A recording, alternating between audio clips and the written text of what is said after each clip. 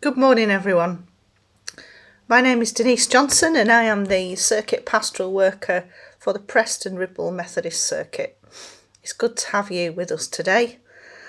I don't know what it is, but I always seem to get these Monday morning slots, and whatever your Monday has in store for you, I hope that it's a good day for you. And I've been reflecting over the last sort of couple of days about remembrance. So yesterday was Remembrance Sunday, and it was a very different day for many of us. I was sat talking to my mum yesterday as she came to our house about remembrance services of days gone by, and we both said we couldn't remember looking back ever not being able to go to church on Remembrance Sunday, and it felt particularly strange yesterday. My memories kind of flooded back to when I was a child and I was in the Girls' Brigade and I was in a marching band, and we would march through the village to a particular church where we would have a united remembrance service. It was always a solemn time. My mum, she remembers back. She's now 86 and she lost her father in the Second World War. And we were talking a little bit about that. My son Charlie, he was actually baptised on Remembrance Sunday by the lovely John Maiden. So we have lots of memories that go back a long time or a short time, but they're there. And yesterday we couldn't be perhaps where we wanted or needed to be, and it felt strange. And my mind turned to a psalm. And in Psalm 37, it says these words: "How do we sing the Lord's song in a strange land?" Now, I apologise because you're probably going to have the song Rivers of Babylon from Boney M in your head all day today, because that is quoted in it. By the rivers of Babylon, where we sat down. Carry on. And then it'll say, how can we sing the Lord's song in a strange land? It was a psalm written about people who were in exile, people who were lamenting what they had lost. And it feels a little bit like that for us at the moment, especially for some of us as we kind of just got back into a routine of being together in our churches. And suddenly that has gone, this time hopefully for a shorter period of time.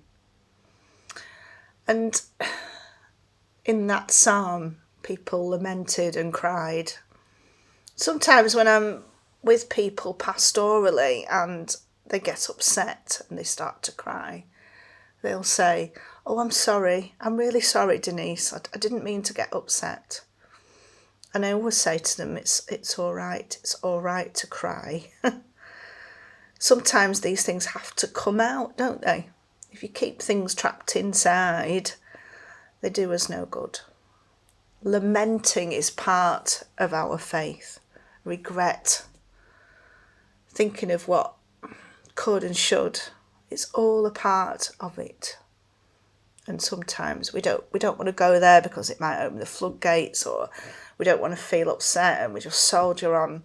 But do you know what? It's part of it. And then once it's out, we can deal with it, we can go somewhere with it, and we can move on.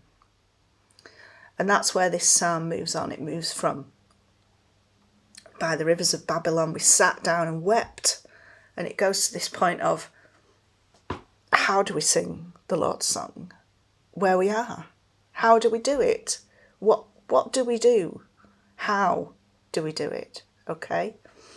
I was reading an article earlier, last week, and it was by a Danish lady. I'm really sorry, I can't remember her name, but she was talking about how they dealt with the lockdown in the Scandinavian countries when the weather was quite severe. It was cold, and she said that in our country in Great Britain, we tend to dread the winter. We go into it with this attitude of, oh, it's going to be dark. It's going to be awful. It's going to be cold. How are we going to cope? What are we going to do? It's going to be difficult. Whereas, she said, in the Scandinavian countries, they come at it from a totally different perspective. They come at it from a place of, right, winter's coming. Let's get the warm clothes out that we love. Winter's coming. Let's get those fairy lights out and shine the house up. Let's light a few candles. Let's go for long walks. Let's cook that nice, hearty, warming food that we all enjoy. Let's have a glass of mulled wine. And they embrace it. They embrace the winter months. They don't dread them. They don't fear them. And maybe there's a message in there, a lesson about how we get through this next few months, about singing the Lord's song in this strange land. How do we brighten up our winter? What do we do? Well, I'll give you a few tips, okay? So, my mum, she always looks forward to one thing about the winter, and that is her winter wardrobe. So she loves putting the spring and summer clothes to one side and getting out the big cuddly jumpers and the big coats and those lovely autumn colours. I'm not sure I have that many clothes to be able to rotate them, but there you go. And she likes cooking certain foods during the winter months. So she likes casseroles and oxtail stew, and she makes a very mean meat and potato pie. And there'll be ways that we, look after ourselves during the winter. Yeah? Because that's what it's all about, really.